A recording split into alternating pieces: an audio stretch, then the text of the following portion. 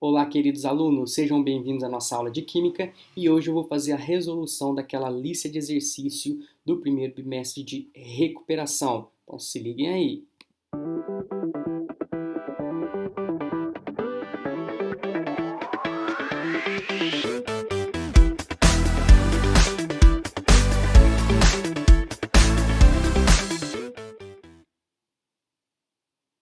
Isso aí, pessoal. Quem ainda não baixou essa lista de exercícios, tá? Vai estar aqui na descrição do vídeo, então façam um download, estudem para essa lista que a base da nossa prova de recuperação vai ser essa lista aí. Bom, no primeiro exercício eu estou pedindo sobre os modelos atômicos, clássico, tá? Então eu quero a descrição de todos esses modelos atômicos, principalmente a característica mais importante desses modelos, tá? Então o primeiro modelo a gente tem modelo de John Dalton, lá de 1808, tá? Conhecido como modelo bola de bilhar. Esse modelo, então, foi o primeiro modelo prático, empírico, experimental, importantíssimo isso, tá? E as características, era maciço, indivisível, indestrutível, sem carga, tá? Então, o primeiro modelo de John Dalton, 1808, bola de bilhar, modelo empírico, tá? Primeiro, depois dos gregos. Então, nós temos um modelo maciço, sem carga, indivisível, indestrutível, imperecível. Todas aquelas características que a gente já viu, vocês podem rever no material de vocês. Bom, o segundo modelo atômico é o modelo atômico de John Thomson, J.J. Thomson, Joseph John Thomson, de 1898, e ele é conhecido como o modelo pudim de passas, né, cuja principal característica, descobrir os elétrons. E esses elétrons, eles ficavam incrustados, aderidos em uma bola ainda maciça, em uma esfera ainda maciça, porém, essa esfera agora tinha carga, tá? Então, a grande diferença do modelo de John Dalton para o modelo de Thomson é que Thomson fez um experimento e descobriu o elétron. A gente vai abordar esse experimento no exercício 2, tá? Então, para o Dalton não tinha carga, para um Thomson continuava maciço, mas era uma bola maciça positiva e os elétrons eram incrustados, assim como passas, em um pudim. Bom, terceiro modelo que a gente tem de Ernest Rutherford, lá em 1911, né, trabalhou com radioatividade. A gente vai ver o experimento dele envolvendo radioatividade daqui a pouco. Importantíssimo, ele é conhecido como modelo planetário e ele é um primeiro modelo nucleado. O núcleo é extremamente pequeno, de 10.000 a 100.000 vezes menor. Então, a imensa diferença visível está aqui, galera. Esse cara é um maciço Thomson, o modelo de Thomson, enquanto aqui eu tenho uma esfera extremamente pequena, maciça, e uma imensidão que é a eletrosfera. Então ele separou. Agora eu tenho um átomo, anotem aí também. Agora eu tenho um átomo que ele é divisível, tá? Aqui também é em elétron e na porção densa. Só que aqui eu tenho essa divisão de eletrosfera e núcleo, tá? Então, voltando, Thomson também é divisível, porém aqui eu tenho uma noção de núcleo e eletrosfera. Ele não é contínuo, tá? Então a gente pode dizer que ele tem um núcleo extremamente pequeno, depois ele tem uma porção descontínua e segue a eletrosfera, ele tem espaço vazio, tudo bem? Bom, Niels Bohr, bem próximo, tá? Tanto que esse modelo também é tratado como modelo Rutherford-Bohr, tá? A gente está aqui em 1913, esse modelo aqui de Rutherford é 11, né? Niels Bohr foi aluno, né? Foi discípulo, ele seguiu os ensinamentos de Rutherford e ele acrescentou. Então, o modelo de Bohr é muito próximo ao de Rutherford, mas a grande diferença é que no Rutherford os elétrons vagam aleatoriamente. Tá? Então, por esse modelo, né, próximo a uma cebola, eu tenho camadas eletrônicas, eu tenho órbitas fixas de energia. Então, marquem, modelo de Bohr eu tenho órbitas fixas de energia, enquanto no Rutherford os elétrons vagam aleatoriamente. Tá? Então, aqui eu tenho a noção de camada eletrônica. E eu tenho o salto quântico, que é a questão 4, se não me engano, que a gente vai abordar especificamente sobre isso. Beleza? Bom, na questão 2, galera, eu peço para observar o esquema que ele tem do experimento de Joseph John Thomson, e ele pede para descrever as principais características. Galera, principal característica, nesse modelo eu estou aplicando um campo elétrico, tá vendo que tem uma partícula positiva e negativa aqui? Eu estou aplicando um campo elétrico e eu percebo que os raios que são provenientes dessa câmara aqui, raio catódico, eles são desviados de acordo com a polaridade. E uma característica é que esses raios catódicos que saem do cátodo, por isso que chama raios catódicos, eles são sempre atraídos pelo polo positivos e ele é repulsado ou repelido pelo polo negativo. Então, principal característica. Esse experimento Thomson demonstrou que a matéria, no caso aqui o raio catódico, tinha carga. E ainda ele foi além da matéria, que até então Dalton dizia que não tinha carga, além dele definir que tem carga, ele indicou a carga ainda, que era uma carga negativa, pois era possível observar nesse experimento uma atração pelo polo positivo, tá? Então sempre que eu tenho polo positivo, ele é atraído. Então nesse experimento provou-se a existência de carga. Ele descobriu o elétron, carga negativa. Então Thomson descobriu o elétron, átomo com carga. Na questão de número 3, outro experimento importantíssimo da radioatividade de Rutherford, Ernest Rutherford, lá em 1911. Bom, ele fez um bombardeamento de partículas alfa em uma lâmina fina de ouro e ele percebeu que ao bombardear com partículas alfa essa lâmina, a maior parte dos átomos das partículas alfas, atravessava essa lâmina, o que era muito bizarro, porque uma porção mínima era ricocheteada, a gente pode ver por esses pontos aqui, tá? Mas a maior parte atravessava.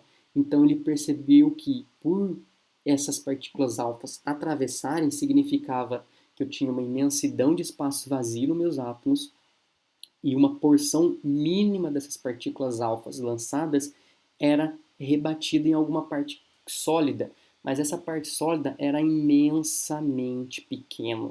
Então ele percebeu que a cada 10 mil, 100 mil emissões, dependendo da composição dessa lâmina, uma partícula apenas alfa voltava. Então ele constatou que o centro do núcleo é muito pequeno em relação ao átomo. Então ele concluiu que foi possível observar nesse experimento que a maioria das partículas alfa, a imensa maioria, atravessava a matéria sem sofrer desvio nenhum. Com isso, Rutherford demonstrou que o átomo possui uma porção, um núcleo extremamente pequeno em relação ao tamanho total do átomo. Tá? Experimento importantíssimo, foi um marco na época saber, né, que o átomo era formado basicamente por espaço vazio. Na questão de número 4, eu quero o salto quântico de Niels Bohr. Bom, salto quântico, então, é quando eu tenho um elétron em uma camada com energia fixa e eu forneço energia na forma de quantum. Quantum vem do latim, que significa quantidade, tá? De energia. E quando eu forneço energia, esse elétron, deixa eu voltar aqui, esse elétron absorve, então tá, o elétron está navegando, eu forneço, ele absorve. Quando ele absorve, ele pula para uma camada mais energética. E depois que eu paro de fornecer, ele retorna para a camada e libera fóton, geralmente em forma fóton, geralmente luz, tá? Fóton significa luz de latim, tá? Então geralmente ele absorve quantum, esse quantum geralmente é energia térmica, tá? E ele libera fóton, geralmente luz, tem algumas exceções, tudo bem? Então, basicamente, o que é salto quântico? É quando um elétron absorve energia, pula de camada e depois que eu cesso a emissão dessa energia, ele volta para a camada anterior. Então, ele tem uma camada com energia X, eu dou mais energia para ele, ele vai para uma camada mais energética, mais distante. A hora que eu paro de fornecer energia, ele volta para a camada. No momento em que ele volta, ele libera a energia absorvida em forma de luz. Clássico dos fogos de artifício, tá? Forneço energia térmica, eles pulam de camada. Paro de queimá-los, fornecer energia térmica, ele emite a luz em toda a quantidade que ele absorveu. Então, de forma resumida, salto quântico de Bohr consiste na promoção tá? Na migragem, no pulo de um elétron de uma camada mais interna, próxima ao núcleo, para uma mais externa, mais longe do núcleo, mais energético. Isso ocorre quando o elétron absorve energia externa. Quando essa energia acaba, termina, cessa, o elétron retorna para a camada de origem. Então, o salto quântico é o elétron pular de camada quando recebe energia. Ponto. Beleza? De forma bem simples. Bom, aqui a gente tem a questão de número 5. Essa questão de número 5 fala um certo íon negativo R2- tem carga 2-, tá aqui. E ele está falando, seu número total de elétrons é 38 e seu número de massa é 77. Determine o número atômico de nêutrons. Galera, então olha só, ele quer nêutrons. Então, esses 38 elétrons é com 2 que ele recebeu. Então, olha o que está falando. Que o R2-, o íon R2-, que tem 2 elétrons a mais, tem 38 elétrons. Se ele tem 38 com 2 elétrons, e sem 2 elétrons, fica com 36. Então, olha só. Ele está falando que R2- tem 38 com os 2 elétrons. Sem os 2 elétrons, ele fica com 36. Então, esse número aqui é o número atômico do meu termo. Bom, fazendo a subtração, eu tenho o nêutron, que é 41. Tudo bem? Então, o íon negativo R2- tem 38. Então, com 2 elétrons. Lembrando, galera, quando ele é negativo, ele recebeu elétron, tá? Lembra que elétron é negativo, recebe elétron, fica com 38. Se ele não recebe nada, se ele não tem, se ele é zero aqui, ele tem 36. Então, 36 é o indicativo do meu número atômico aqui. Beleza? Podem ir pausando aí, tá, galera? Eu vou gravar de uma vez só e vocês podem ver especificamente o que vocês têm dúvida. No 6, utilizando P para isótopo de prótons, A para isobaro A de massa e N para nêutrons nos isótonos, complete as afirmações. Então, se eu tenho número atômico diferente, número de massa diferente, sobrou nêutrons. Nêutrons é igual, tá? Então, iso vem do latim de igual, tá? Igual ao número de nêutrons. Se eu tenho número atômico igual e diferente massa, então número atômico é prótons, então o mesmo número de prótons. Se eu tenho número atômico diferente, mas eu tenho a massa igual, massa isobaro. Se eu tenho número de prótons e elétrons diferente, mas eu tenho nêutrons iguais, isótono. Se eu tenho número de prótons diferente, número de elétrons diferente, número de nêutrons, eu tenho tudo diferente. Faltou o quê? Faltou a massa. Então ele é isobaro. Tudo bem? Então lembrando que iso é igual. Se ele tem número de prótons igual, ele é isótopo. Se ele tem número de massa, ele é isóbaro. Se ele tem número de nêutrons, ele é isótono. Beleza? Próximo, número 7. Aqui a gente vai completar, galera. Eu vou dar uma tabela dessa idêntica e vou mudar os elementos, tá? Então, vou dar uma dica, já vou adiantar, galera. Não pesquisem na internet as respostas, porque a tabela que eu vou dar vão ter elementos hipotéticos, eu vou criar esses elementos e não vai ter resposta em tabela periódica, internet, em nada. Então, não percam tempo, tá? Estudem essa lista. Tudo bem? Então, aqui a gente tem, lembrando, deixa eu até fazer uma associação aqui, galera. Prótons e Z é a mesma coisa, não muda nunca, tá? E a massa é prótons mais, foi devagarzinho, mais nêutrons, tá? Então a massa é prótons mais nêutrons, prótons é igual a Z. Se ele for neutro aqui, se for zero, nesse caso não é, o ferro é. Elétrons é igual a prótons, igual a número atômico. Então, recapitulando, se o átomo é eletricamente neutro, se ele é neutro, negativo é igual a positivo. Elétrons é igual a prótons. Tá? Então, o primeiro, enxofre. Bom, se o 16 aqui é o número de prótons, eu tenho 16 mais 16, prótons mais nêutrons. Eu tenho 32 de número de massa. Bom, prótons é igual a número atômico, 16, 16. Bom, ele tem 16 de próton, de carga positiva. 2 menos, ele recebeu 2 elétrons. Então, Então ele tinha 16, fica com 18. Ele recebeu 18 elétrons. Bom, aqui embaixo, a massa é 56. Tá vendo que aqui é zero, galera? Se é zero, 26 elétrons, ele tem 26 carga positiva. 26 prótons e 26 número atômico. Esses dois valores são iguais. Galera, essa coluna de Z e essa coluna de P é sempre idêntica, nunca muda, independente de que espécie for, íon, cátion, ânion ou um átomo neutro. Não importa se é íon ou átomo neutro, é igual. O núcleo, lembra, o núcleo é inacessível, tá? Eu só movimento a eletrosfera, o núcleo eu não acesso. Bom, nesse caso, né? Estronço aqui, SR. Bom, aqui eu tenho, perdão, galera, o número de nêutrons é a diferença de 26 para 56. Eu tenho 30 de número de nêutrons aqui. Bom, aqui nós temos 50 de nêutrons e 36. Bom, 36 elétrons. 36 elétrons. Se ele é 2 mais, ele perdeu 2 elétrons, então ele tinha 38. Tá? 36, como ele perdeu, tá? 2 mais ele perde, fica com 36. Se ele perde 2 e fica com 36, quanto que ele tinha antes? Tinha 38. Tudo bem? Bom, aqui então repete, prótons e número atômico é o mesmo, 38, 38. Tá? A massa é somatória de 38 com 50, me dá um 88, que é a massa somatória desses dois. Bom, iodo. Iodo eu tenho 127 aqui, 74. Bom, a diferença desses dois me dá 53. Então, se a massa é a somatória dos dois, a massa menos esse dá 53. Bom, aqui também 53, esses dois valores, essas duas colunas. Tá vendo que essas duas colunas é idênticas? Nunca muda isso. E 54 é elétrons. Por quê? 53 carga positiva, com um elétron que ele recebeu foi para 54. Tudo bem? Bom, aqui 103 é a massa, prótons. Bom, número de prótons aqui.